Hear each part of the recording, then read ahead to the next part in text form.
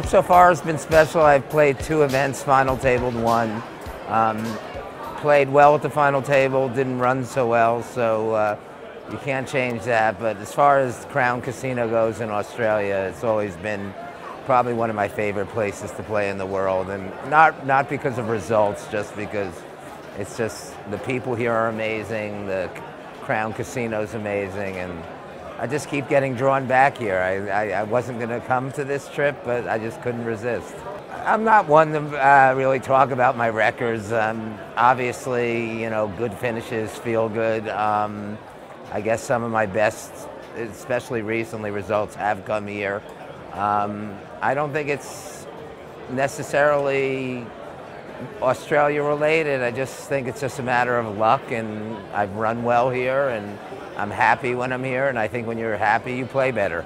Oh, the balance has definitely shifted. I'm semi-retired, which means I work 12-hour days, and 12-hour days of poker doesn't leave a lot of time for sleep, but I'm definitely leaning more towards the poker world. And you know, I've been in finance for close to 30 years, so I've sort of had enough of it. But to walk away from that, I don't think I'm going to be able to do. But I'm definitely moving more towards playing a little more poker than I used to. Well, I think that my work, which is trading commodities, and poker takes the same skills. I mean, it's gut instincts, reading abilities, mathematics.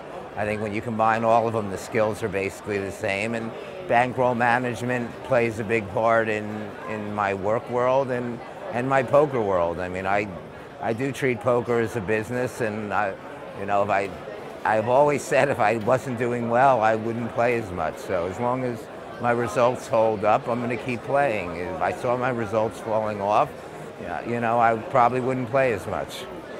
I think it's in the poker world that I feel more of a sweat. As I said, I've been trading a long time, and for some reason, you know, I don't know whether it's the excitement of poker or what it does to people, but you know, I could have a really bad day at work and win a small poker tournament and still be happy, but I could, you know, have a really good day at work and get a bad week and beat in poker, and I walk away miserable. So I would guess I would have to say, you know, more adrenaline comes from poker than work.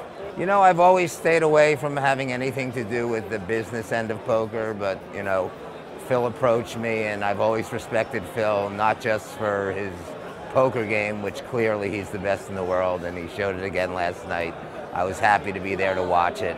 But I think, you know, they're going to turn this into a really good business, and I've said it before, don't see my role in the company as, you know, teaching people how to play in, because I'm not a particularly good teacher on that. But I think I can bring a lot to the table as far as the business end of poker, which is overlooked in a lot of factors, because a lot of players have big scores, big wins, and they don't know how to keep the money and manage the money. And I think that's where I can come in, from bankroll management to deciding what tournaments to play and not to play based on what you have. And I think I can be very helpful to the company.